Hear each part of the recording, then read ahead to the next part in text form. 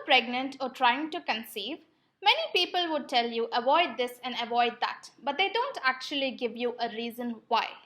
So I did a little research. I'm going to tell you some things about fruits that are going to help you make a decision whether or not you should avoid this fruit in your pregnancy diet. All bodies are different and the choice is up to you. Papaya. Now we've got two kinds of papayas, ripe papayas and raw papayas. What's the difference? Now in the first to 6 weeks of pregnancy, it's definitely recommended to avoid raw papaya altogether. Now raw papaya has a latex substance. You would see that white creamy substance. Now that latex substance has the property of making your uterine walls contract. So basically, you might get your period even a little bit earlier. Whereas ripe papayas, on the other hand, after your first trimester is a great source of vitamins for your baby. A small portion of papayas, even daily, after the first trimester would not do you any harm. So the choice is between ripe papaya and raw papaya and knowing when to eat what. Seafood. Seafood consists of various kinds of fish as well as shellfish. Shellfish might be extra heaty, so depending upon your body type, sometimes it's recommended to avoid shellfish altogether as the excess heat produced by digesting of shellfish can cause rashes on your skin. Avoid high mercury content fish. Now these are fishes that are usually bred in polluted waters and can even occur out at sea. So large fish such as tuna, mackerels or even shark can be dangerous to be had in excess. Don't binge on tuna sandwiches as they might have excess mercury content which is not good for your baby. Uncooked or raw fish. Sushi lovers, you might have to take a break and step away from sushi while you are pregnant. Uncooked raw fish is responsible for causing several infections including viral, bacterial and parasitic infections. Novovirus, Vibrio virus, salmonella, E-Coli and Listeria are some of the bacteria and viruses present in raw and uncooked seafood. So avoiding seafood which is not cooked properly or even hasn't been cooked to the appropriate temperatures. So make sure all your fish and all your meat are well done. Be especially cautious of coming into contact with Listeria as this is present in raw fish and Listeria also has the capability of passing right down your placenta and entering your baby's bloodstream. The same goes for uncooked raw meat as well as all those sandwich meats which are not cooked fully. It's only potted and salted, and even items such as salamis or bacons in some case, if not cooked properly and only steamed, can still have bacteria which can be highly dangerous, especially if you are pregnant. Raw egg white or raw eggs altogether can be an ingredient in a lot of food. The problem with raw egg is there is 98% chances of it having salmonella on it.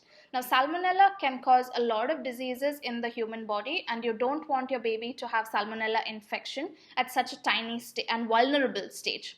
So steer clear of items that might contain raw egg. Even something as simple as ice creams made at home, various types of puddings and desserts also contain raw egg. So if you're passing up some chocolate souffle, do check if that contains raw egg or not. If raw egg is one of the ingredients, it's best to avoid. This was one of the hardest for me to give up. Yes, your daily cup of caffeine. Now, coffee is allowed to an extent of 200 mg per day. Why would I advise you to stay clear of caffeine altogether? Scientifically, coffee is digested very fast and is absorbed into the mother's body. So if you have a cup of coffee, you notice that within 10 minutes, you're either wide awake or you might even want to poo. So what happens is caffeine is metabolized so fast in our body, it enters our bloodstream. Now caffeine also has the capability of passing through the placenta and entering the baby's bloodstream. Now the baby hasn't developed a digestive system as yet and cannot break down this caffeine. So the caffeine ends up accumulating in the little baby's body.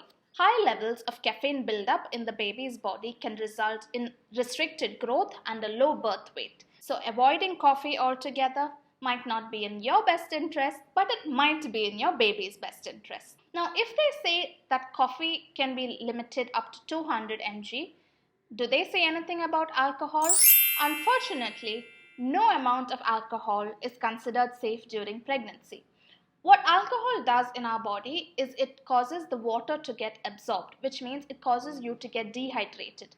Consuming any amount of alcohol can cause dehydration in your little baby, and this can result in a miscarriage. Since no amount of alcohol has considered to be safe, you have to avoid alcohol altogether while you are pregnant. Unpasteurized milk, cheese, and fruit juice.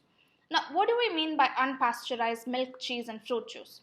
When you look at a carton of milk, it would be written, is it pasteurized or not? If it's pasteurized, it's safe.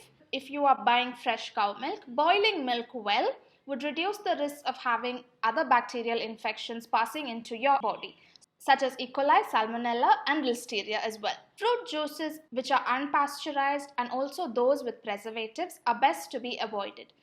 Fruit juices that come in cans especially contain high levels of sugar. The same goes for aerated drinks. They contain high levels of sugar which may or may not be metabolized by the mother's body. It can even be a reason for developing gestational diabetes and also increased sugar levels in the baby, causing hyperactivity and also low nutrient absorption. Processed junk food. Now we all love our chips, our popcorn, our nachos, and sometimes you can be craving and wanting to binge eat. But the problem with eating junk food is that these foods are high in calories but low in nutrients. So you might be eating an entire bag of chips, but that does neither you nor the baby any good.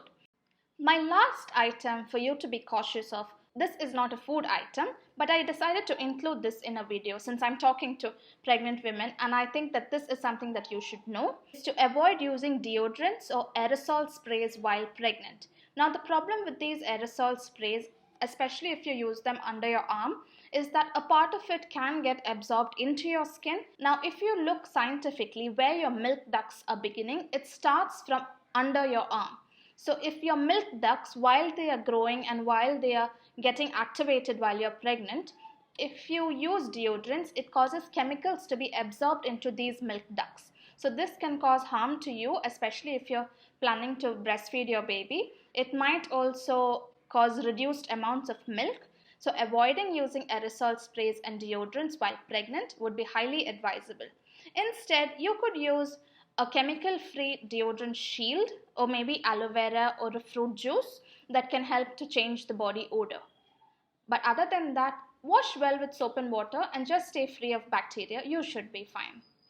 So I hope these tips have helped you to be cautious about what to eat and what not to do while pregnant. Wishing each of you a safe and happy delivery. Bye.